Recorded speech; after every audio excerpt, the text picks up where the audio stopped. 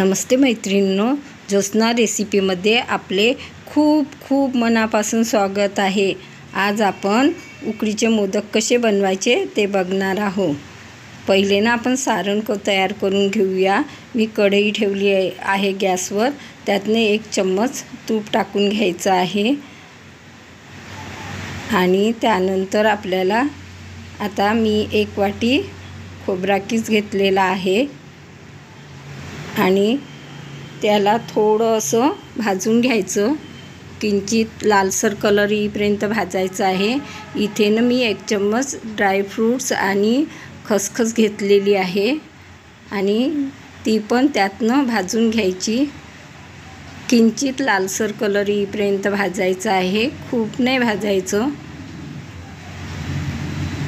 आणि हे छान भाजून झालेलं आहे। आता अर्धा वाटीनं मी गूळ घेतलेला आहे। तुम्हाला जास्त गोड आवडत असेल तर तुम्ही गूळ वाढवू शकता, गुळाचं प्रमाण। आणि हे मिक्स करून घ्यायचं। जास्त वेळ शिजवायचंही नाही। मिक्स झालं की लगेच सारण तयार होतं। हे नाही तर जास्त वेळ शिजवलं की नाही तर ते न कडक येतं। बघा आपलं सारण तयार झालेलं आहे। तुम्ही ओल्या खोबऱ्याचा चव पण वापरू शकता यातनं। माझ्याकडे खोबरा किसच होतं म्हणून मी खोबरा किसचे बनवून राहिली आहे। बघा सारण तयार झालेलं आहे। आता मी कढई ठेवलेली आहे गॅसवर। आता आपल्याला ना उकड काढून घ्यायची आहे तांदळाच्या पिठाची।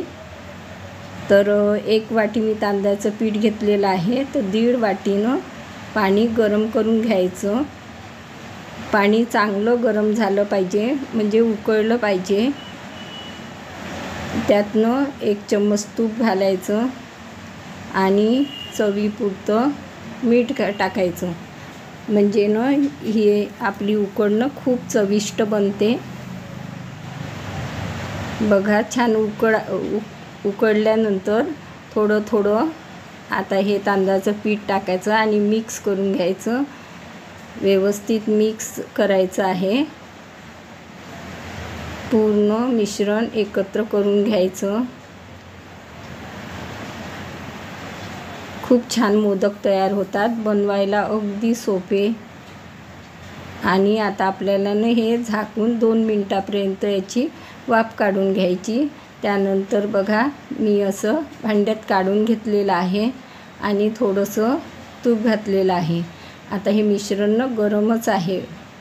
थोडं गरम असतानाच ना याला मळून घ्यायचं। हात थोडा वेळ लाजतो थोडंसं गरम असते तर। त्यानंतर ना बघा मी मळून घेतलेलं आहे आणि हे सारण आपलं भांड्यात काढून घेतलेलं आहे तयार झालेलं। आणि हे मी साचा घेतलेला आहे मोदकाचा, त्याला ना तूप लावून घ्यायचं। आणि मग आपलं हे उकडीचं मोदकाच्या उकडीचं हे मिश्रण यातनं छान व्यवस्थित दाबून असं भरायचं। म्हणजे असं साईडनी आणि मध्ये ना जागा ठेवायची आपल्याला हे सारण भरण्यासाठी। तुम्ही जेवढं व्यवस्थित भराल ना तेवढं नाही का कोळ्या खूप छान उमटतात। आणि बोटाने असं प्रेस करत जायचं, म्हणजे ना कळ्या उमटून येतात। आणि थोडं प्लेन करून घ्यायचं। त्यानंतर ना आता आपल्याला हे व्यवस्थित झालं आहे। त्याच्यानंतर आपल्याला हे मिश्रण यातनं टाकायचं। थोडं दाबून टाकलं की सारण ना आतमध्येपर्यंत छान भरल्या जातं। आणि वरून आपल्याला याला पॅक करून घ्यायचं। म्हणजे ना इतके छान बनवायला अगदी सोपे। जास्त प्रमाणात बनवायचे असले ना अशा प्रकारे बनवा। बघा आणि किती सुरेख आपला मोदक भरून तयार झालेला आहे। जास्त प्रमाणाचं असलं की झटपट बनतात आणि आपण बरेचसे मोदक पटापट भरून तयार होऊ शकतात। आता याच प्रकारे मी दुसराही भरून घेते। बघा मी आतमध्ये उकड भरून घेतलेली आहे आणि त्यानंतर सारण टाकायचं आणि वरून आपण पॅक करून घ्यायचं।